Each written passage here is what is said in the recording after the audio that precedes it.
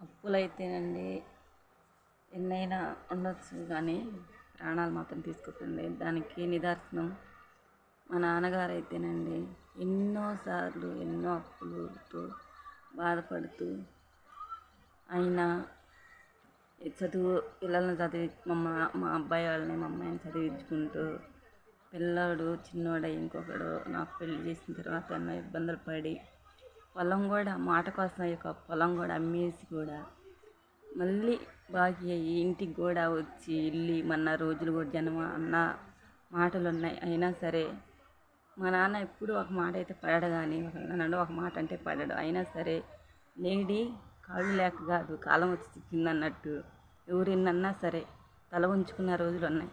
కానీ నిలబడ్డాడు కాబట్టే కనీసం ఇల్లు కూడా అమ్మి అయిపోయింది అనుకున్న పరిస్థితి వచ్చింది.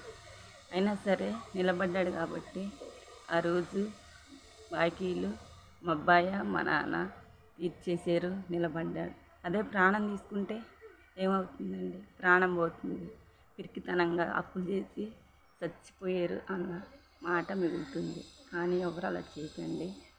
మా నాన్నలాగా అందరూ అలానే ఎంత పరిస్థితి వచ్చినా సరే ఎదుర్కోవాలి అని అందరికీ చెప్తున్నాను.